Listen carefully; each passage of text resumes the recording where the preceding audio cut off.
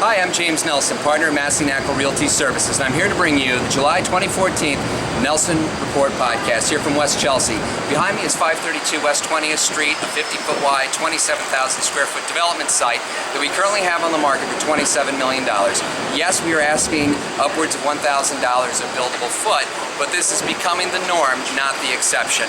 There are cases nearby elsewhere in the city of development sites that have sold for significantly more. At 1042 Madison Avenue, a site sold for $1,700 a buildable foot. In Soho, a site in Broadway reached for over $3,000 a buildable foot. And these are retail-driven sites, but it really gives you a sense of how high Manhattan land pricing has reached.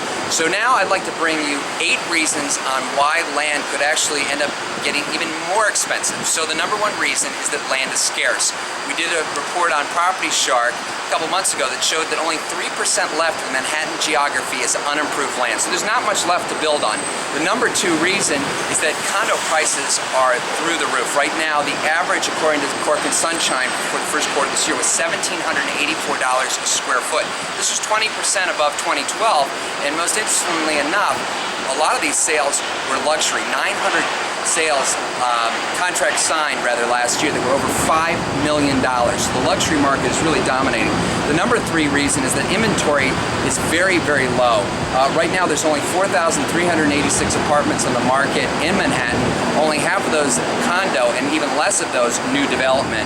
This compares to the first quarter 09 peak of 11,667 units.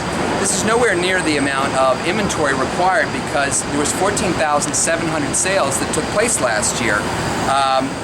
There was also estimates that this year there's only going to be about 84 new projects coming online for about 3,185 units. This is a drop in the bucket for a city where there's 3 million housing units.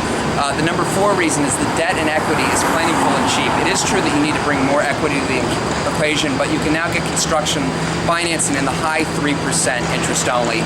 And then by adding on mezz, you can get up to 85% of the total capital stack.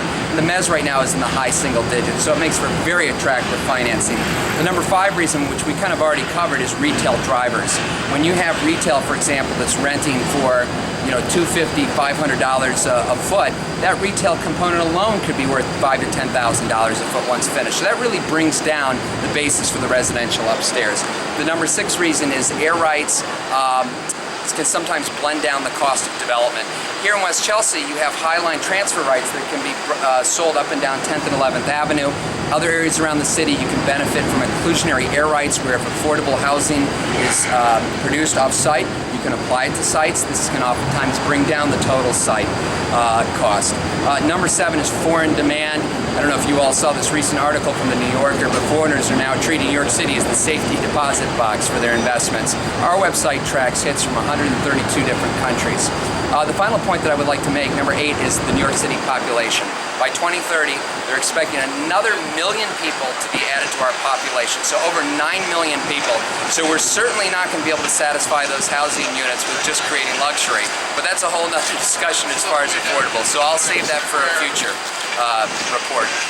So that's it for this month, and I look forward to being in touch. Thanks.